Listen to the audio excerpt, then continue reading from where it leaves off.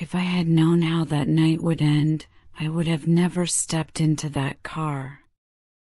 I replay the events over and over in my mind, searching for the exact moment I made the wrong choice.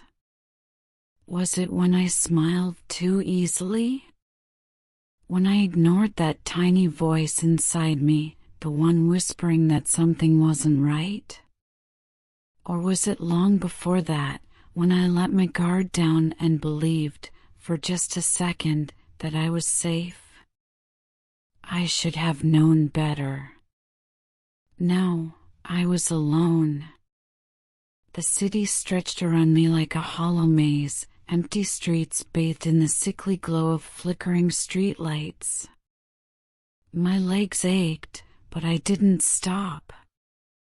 I couldn't stop. The adrenaline still burned in my veins, pushing me forward, further away from the nightmare I had just escaped. My breath came out in ragged bursts, a mix of exhaustion and panic, but I forced myself to keep moving. The cold gnawed at my skin, but I barely felt it.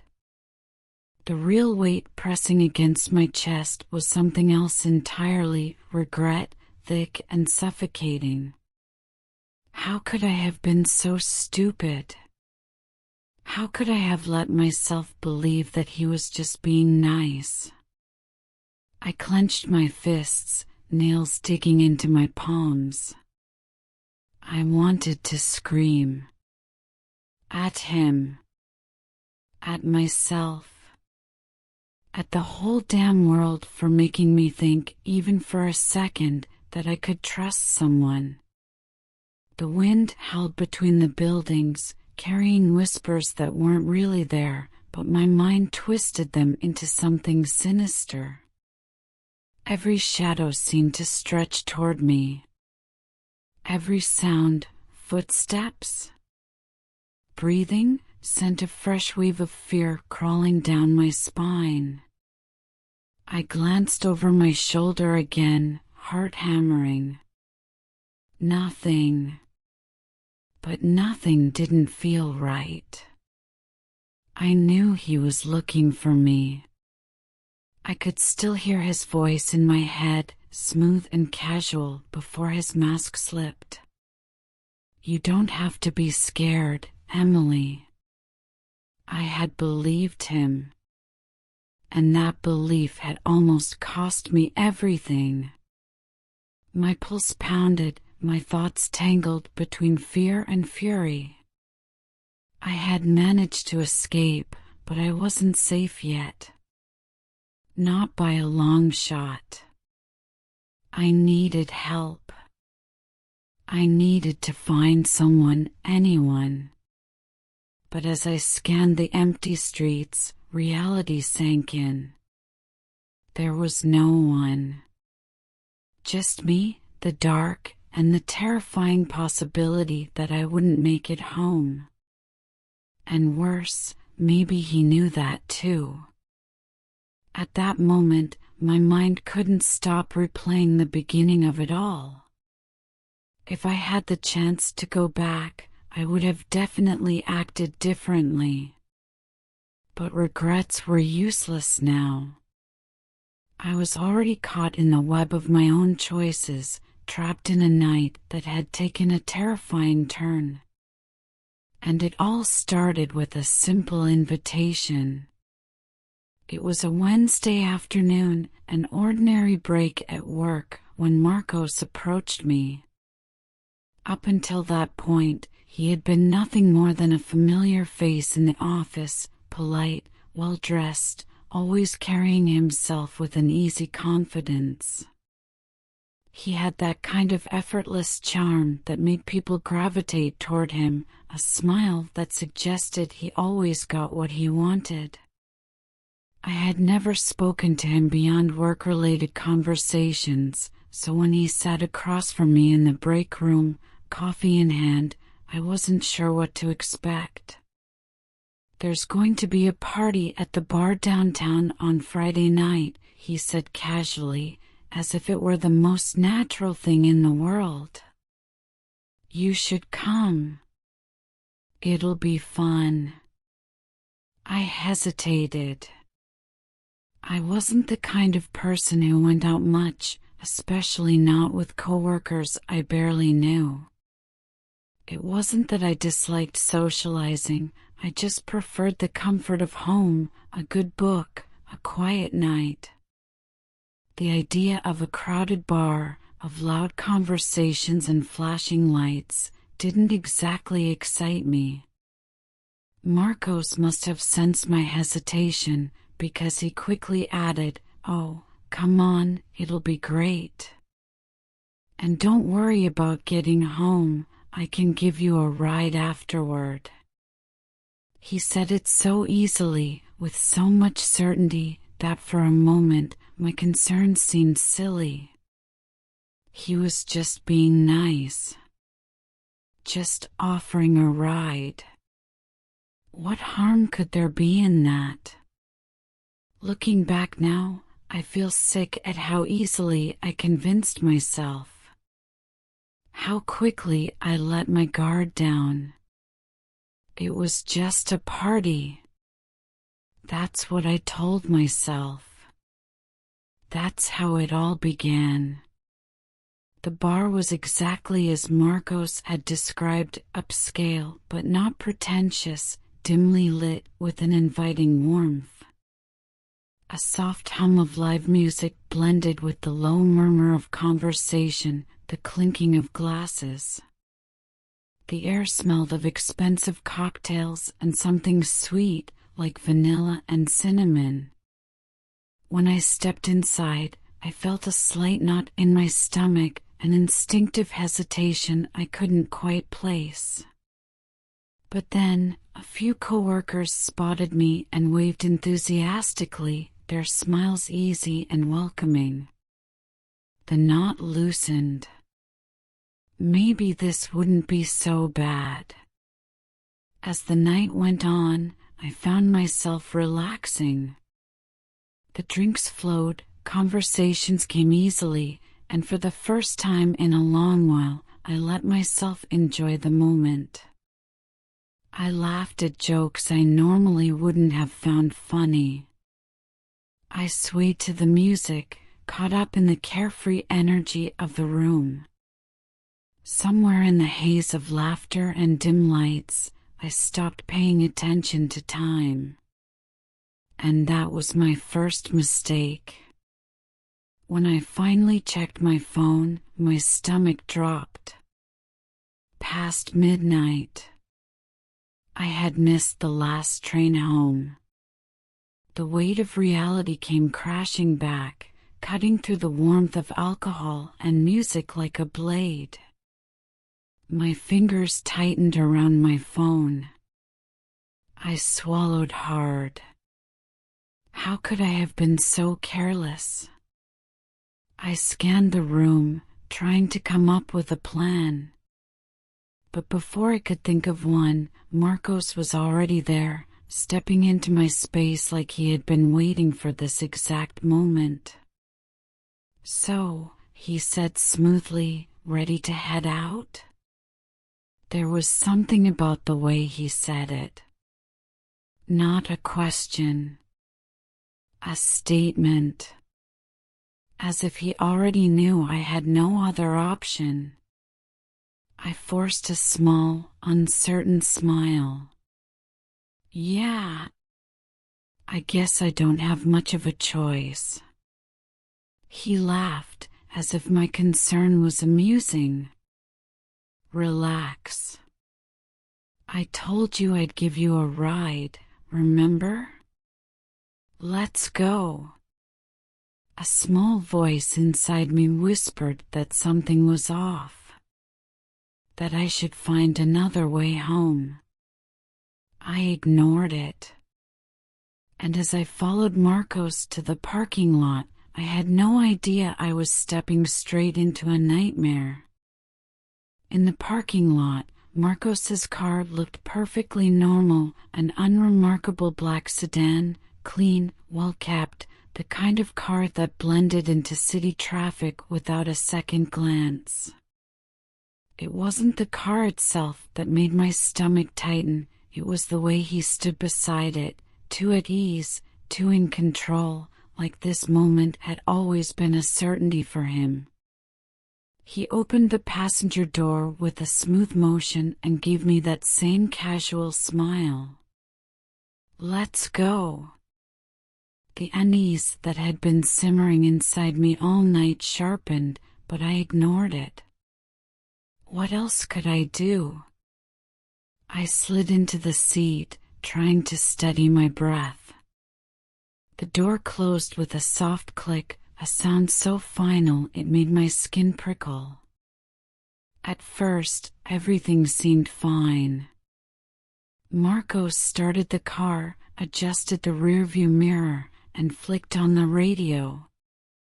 Soft music filled the space, something mellow, almost hypnotic. The city lights streamed past the windows, bright and familiar, grounding me. I let out a slow breath. Maybe I was overthinking things. Maybe I was just exhausted. We talked about the party as he drove, our conversation light, almost normal. I nodded along, though my mind was elsewhere, already counting the minutes until I was home, in my apartment, safe. But then, something changed. It was subtle at first. A turn where there shouldn't have been one. A shift in the air, something unspoken tightening between us. I didn't realize it fully until I looked out the window and saw the streets growing unfamiliar. Marcos veered onto a dimly lit road lined with silent, looming buildings. I sat up straighter. "Why are we going this way?"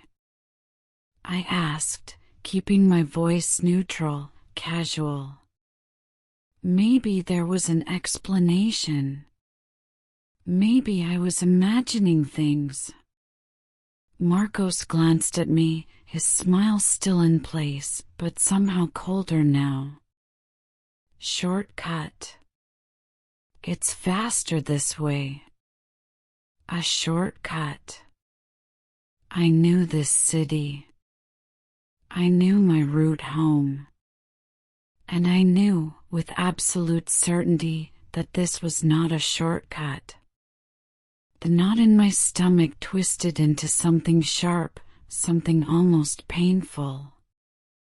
I turned my phone over in my lap, my thumb hovering over the screen, but the sight of the battery, 5%, and the absence of signal made my throat tighten. The road stretched ahead, darker with every passing second. The last of the city lights faded into the distance, swallowed by looming trees and broken street lights. The soft hum of the radio, once a pleasant background noise, now felt like an eerie soundtrack to something I didn't want to name. I swallowed hard. "Are you sure this is the right way?" This time, I couldn't hide the strain in my voice. Marcos laughed, shaking his head like I was being ridiculous. "Relax," he said smoothly, fingers drumming against the steering wheel. "I know what I'm doing." Relax. The word made my skin crawl. My instincts screamed at me, louder than ever. I glanced at the door handle. Locked. I forced myself to breathe evenly, to think. If I panicked now, I'd lose control completely. Outside, the scenery had changed. The streets were deserted, the houses sparse, their windows dark and empty. The trees that lined the road twisted into skeletal shapes, their shadows stretching long and jagged under the dim glow of the occasional street lamp. The road itself seemed endless, stretching into blackness. I clenched my fists, nails biting into my palms. My mind raced through possibilities. What would I do if he stopped the car? If he turned off the road completely? I had no options. No escape. I was trapped. I should have left earlier, I murmured under my breath, more to myself than to him. Marcos didn't acknowledge my words. He just kept driving, his face partially illuminated by the soft glow of the dashboard.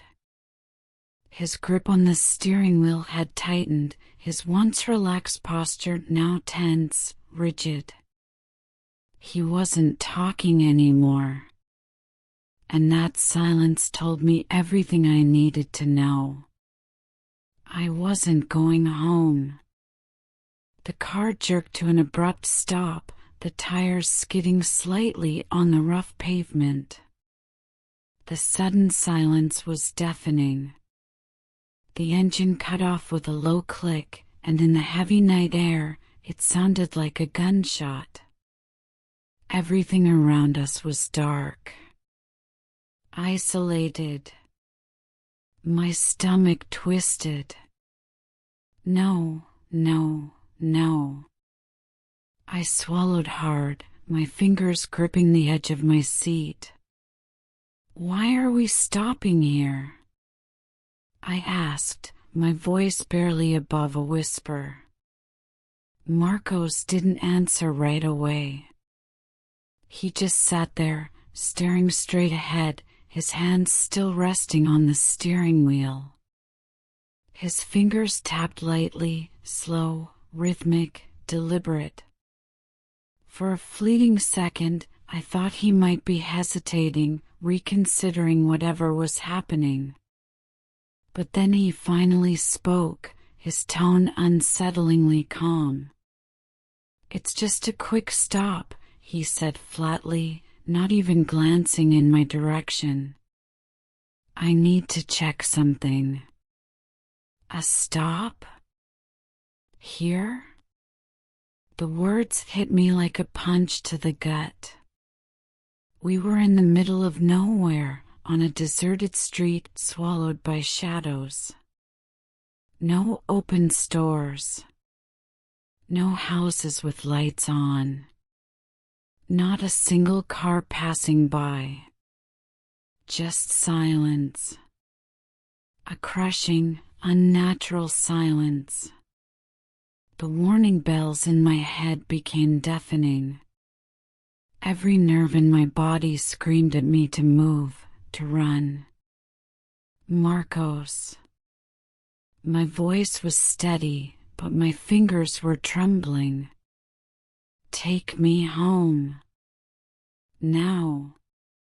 He exhaled through his nose, almost like a laugh. Not loud, not mocking, just amused.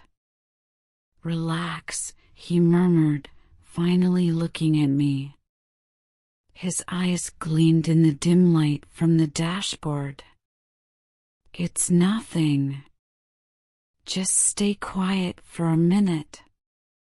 The way he said it, so effortlessly dismissive, made my blood turn ice cold. My breath came in shallow gasps. My hands were damp with sweat. He's ignoring me. Completely. As if my fear doesn't even matter. That was when I knew I couldn't sit there another second. My body moved before my mind even registered it. I grabbed the door handle and shoved with all my strength.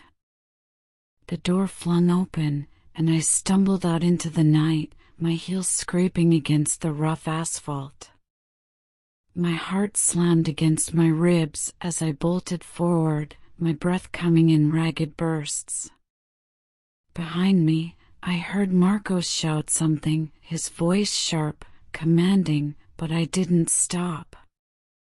I couldn't stop. The cold air burned my lungs as I sprinted down the empty street, my surroundings blurring into a mess of dark shapes. My thin dress clung to my skin, offering no protection from the bitter wind.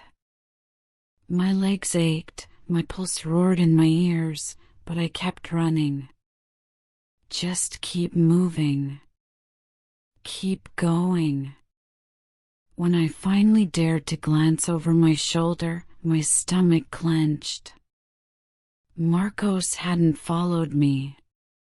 The car remained parked where I had left it, its headlights still off. He wasn't chasing me. Why? I didn't slow down. I didn't trust this. I didn't trust him. I ran until my breath came in sharp gasps, until my legs burned and my knees threatened to buckle. When I finally stopped, I found myself at a street corner, panting, my hands on my knees. That's when it hit me. I had no idea where I was. The streets around me were unfamiliar, the buildings eerily quiet. There were no neon signs, no late-night shops, no cars in sight. Just endless roads stretching into the dark. My hands shook as I reached for my phone, but when I pressed the power button, nothing happened. The screen remained black. Dead. I squeezed my eyes shut. No signal. No battery. No help. The vulnerability hit me like a wave. I was completely alone. A gust of wind cut through me, making me shiver violently. I hugged my arms to my chest, my thin jacket offering little warmth. The night was unforgiving, pressing in on me from all sides. My thoughts raced, colliding in a tangled mess of fear and regret. How did I let this happen?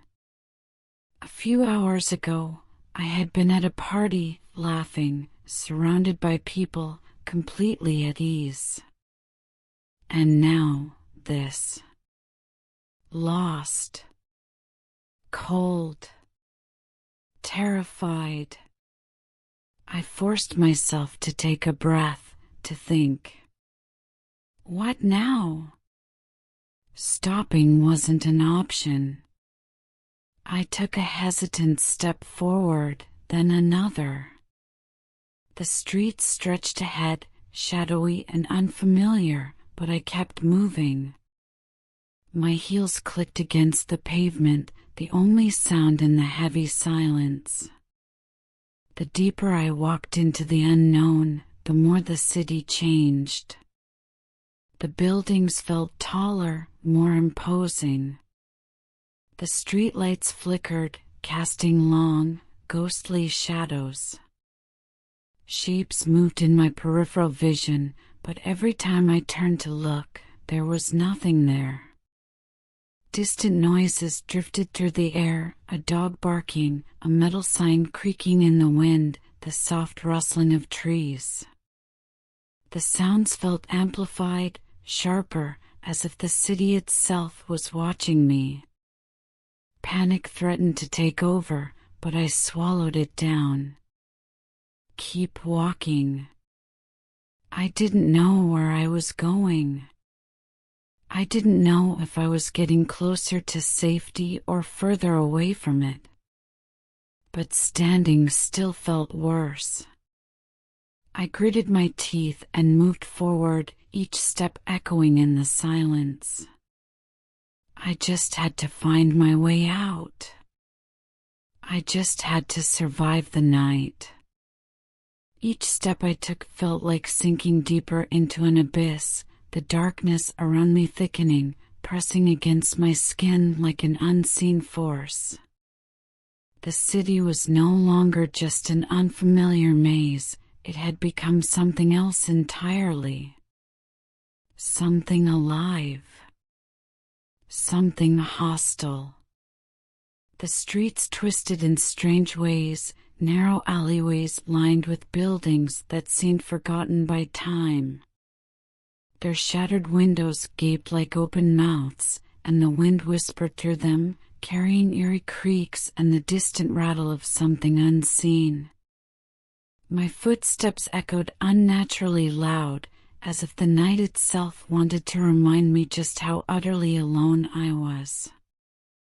I tried to think. Breathe. Focus. But my mind was a whirlwind of regrets and self-reproach. How could I have been so careless? The weight of my own foolishness pressed down on me. Marcos had seemed trustworthy, normal. And yet, here I was, lost in a part of the city I didn't recognize, with no phone, no plan, no sense of direction.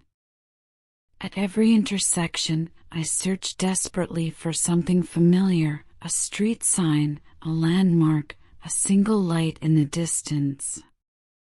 But all I found were shadows. And silence. Then, ahead, I saw movement. A small group of men huddled near a parked car. Cigarette smoke curled into the night air, their voices rough and animated. My heart kicked up a notch. People. Maybe they could help. Maybe I could ask for directions, or even a phone. But something about them set me on edge.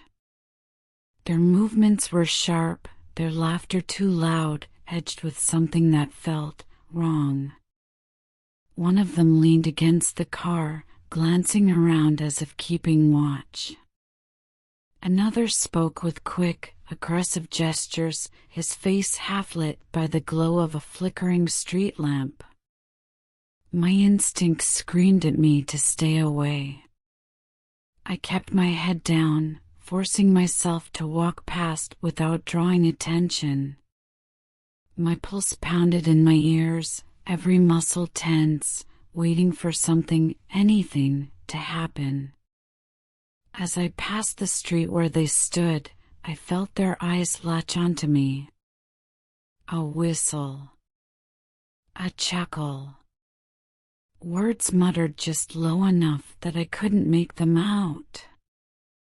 I didn't stop. I didn't look back. I picked up my pace, forcing my legs to keep moving despite the exhaustion weighing them down. The cold had settled deep into my bones, and every breath felt sharp, the night air biting at my skin. I had no idea how long I'd been walking, but each second felt stretched and distorted, as if time itself was conspiring against me. And then, pain. My foot caught in a jagged crack on the uneven sidewalk. Before I could react, my ankle twisted at an unnatural angle, and a sharp, searing agony shot up my leg. A cry slipped from my lips as I collapsed onto the pavement. The impact knocked the breath from my lungs. For a moment, I just lay there, stunned, my cheek pressed against the cold ground. The pain throbbed viciously, radiating up through my calf. I forced myself to sit up, clutching my ankle with trembling hands. Not now. Please, not now. I tested my weight on it, immediately regretted it. A fresh wave of pain tore through me, forcing me to stifle another cry. I could still walk, but each step would be slow, agonizing. Tears of frustration burned at the corners of my eyes. I was exhausted. Freezing. My entire body ached, but none of that compared to the sinking realization creeping into my mind. I was vulnerable. If someone found me now, if Marcos somehow appeared out of the darkness, or those men from earlier decided to follow me, there was nothing I could do. No chance of outrunning them. No hope of fighting back. The thought made my stomach churn. Would anyone even notice if I disappeared? The question lodged itself in my mind, refusing to leave. I shook my head. No. No time for that. I had to keep moving. Gritting my teeth against the pain, I took another shaky step forward. Then another. I refused to stop. And then, just when I felt like I couldn't take another step, I saw it. A light. Distant. Small. But real. Hope flickered in my chest. I limped toward it, breathless, praying it wasn't some cruel trick of my imagination. As I drew closer, details began to take shape, a weathered storefront, its rusted sign swaying in the wind. A convenience store. The fluorescent glow from inside was weak and uneven, casting long shadows across the sidewalk, but I didn't care. It was civilization. A chance. Through the dusty glass, I spotted rows of cluttered shelves and an old wooden counter. Behind it, a man sat flipping through a newspaper, his gray hair reflecting the pale light. My heart pounded for a different reason now. I reached for the door and pushed it open. A small bell jingled above my head, the sound impossibly loud after the suffocating silence of the streets. The man looked up, his tired eyes narrowing slightly as he took in my appearance. I must have looked terrible, disheveled, limping, face pale with exhaustion. He set down his newspaper. "You okay?" His voice was rough, but not unkind. I hesitated, every nerve in my body still on high alert. Then, finally, I allowed myself to trust. "I need help," I said, my voice barely above a whisper. "I'm lost." He studied me for a moment, then nodded, as if he had seen this before, people stumbling in from the dark, desperate and afraid. "Sit," he said, gesturing to a chair near the counter. "We'll figure this out." For the first time that night, something inside me loosened. Maybe, just maybe, I wasn't completely alone. The moment I sank into the chair, it felt as though my entire body exhaled at once. My muscles, tight for what felt like an eternity, finally eased. The store wasn't much, shelves cluttered with mismatched products, a faint hum from an aging refrigerator in the back, but under the harsh fluorescent light, it felt like the safest place in the world.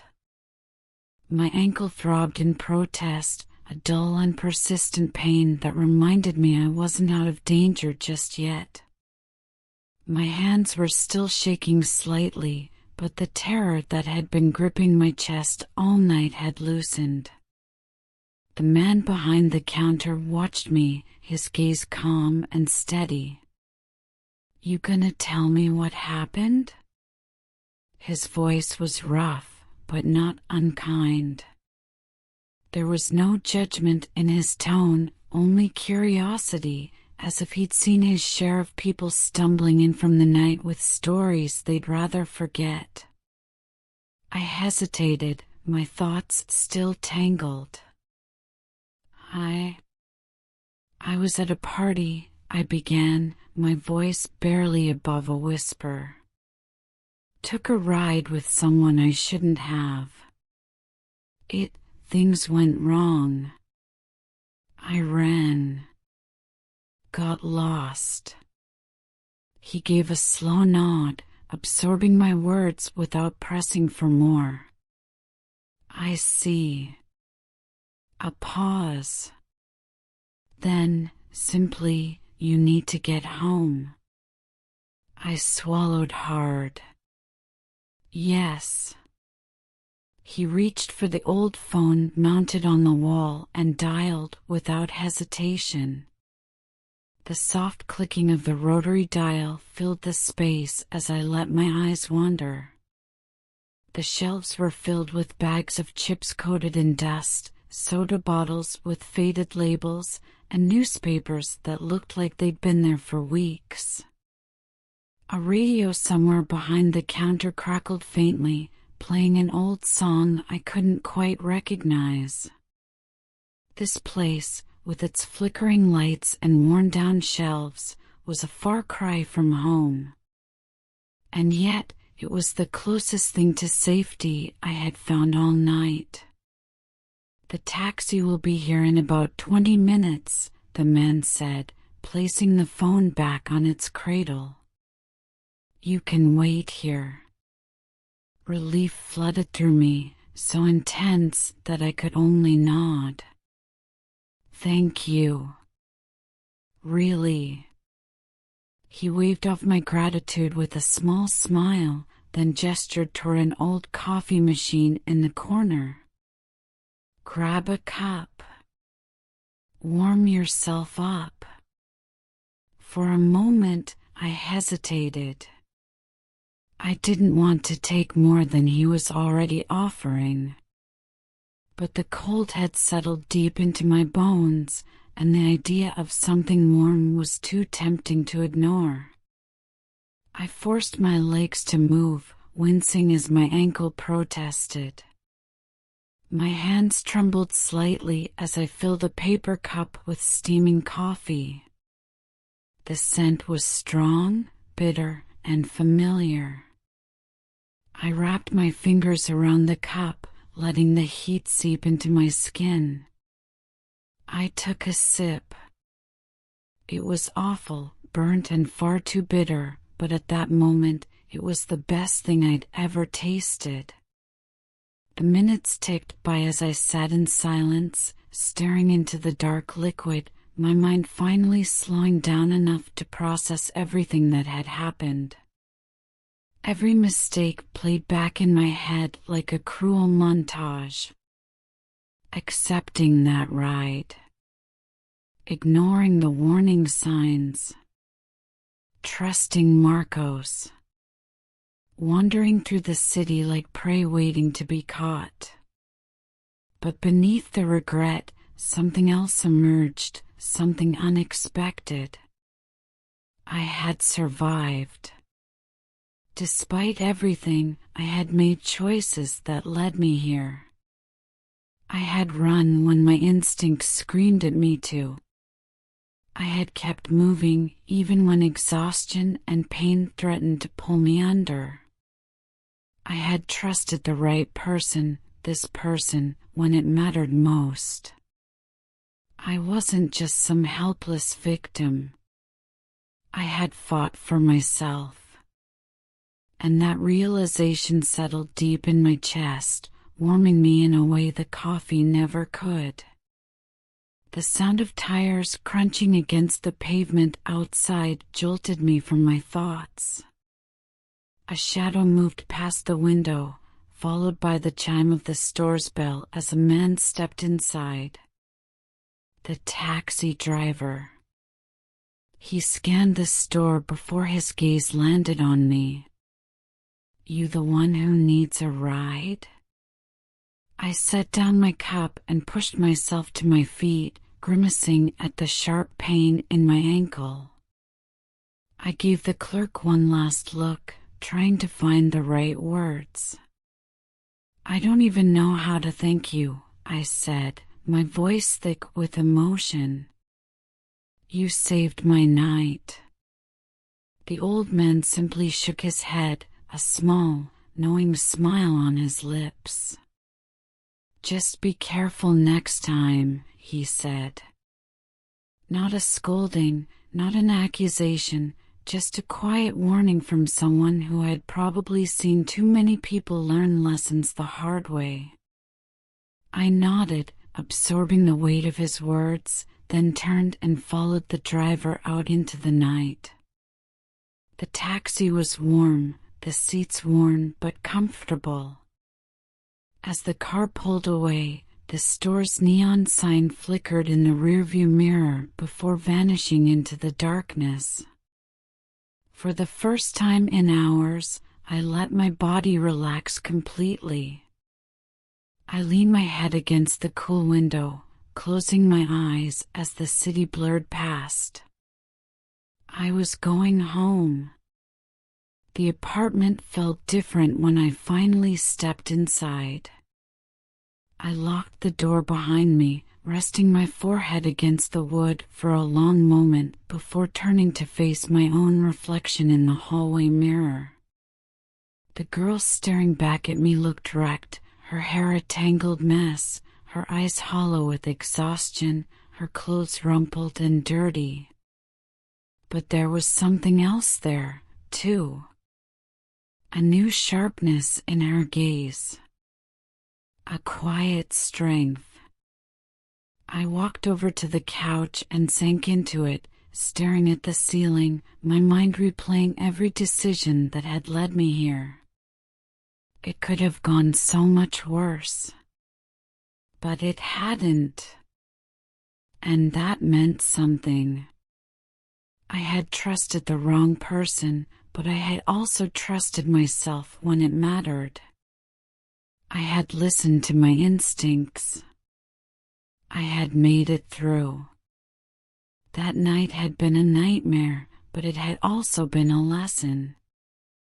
And I knew I would never forget it. That night started like any other, just another evening, just another party. But it ended in a way that would change me forever. I walked out of my apartment thinking only about having fun, about unwinding with my coworkers, about the music, the drinks, the laughter. I never imagined that within hours I'd be running through the darkness, my heart pounding, my ankle throbbing, fear tightening around my chest like a vice. But life doesn't give warnings. What happened that night was more than just a terrifying experience. It was a test. A test of strength. A test of courage. A test of survival. I learned, in the hardest way possible, that trust can be dangerous when given too easily. Accepting Marcos's ride was a mistake, but listening to my instincts, choosing to run, to fight for myself, that was the right decision. Every painful step through those empty streets, every second spent in the cold, every ounce of fear pressing down on me was a lesson in resilience. I learned that I can face the unknown.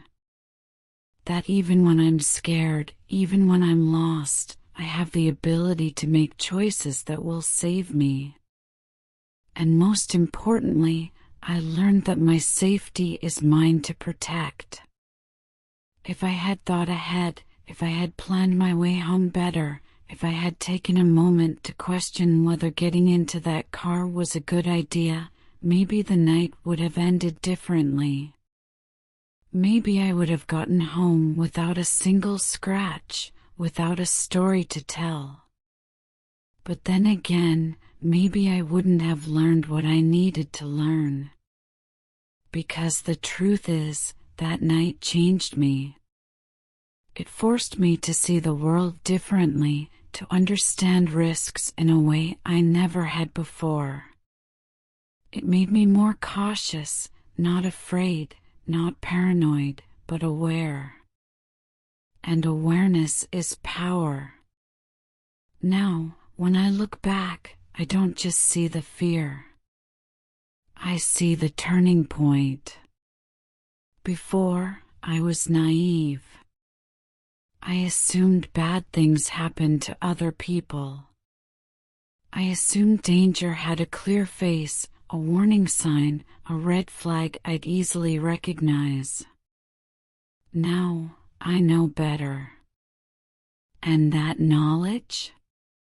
That instinct? That quiet strength inside me? I earned it. The message I want to leave you with is simple but powerful. Trusting others is important, but trusting yourself is essential. So, be prepared. Think twice. Pay attention to your instincts. And never underestimate your ability to protect yourself. And now, I turn to you. Have you ever been in a situation that changed the way you see the world? A moment where you realized just how much your choices matter?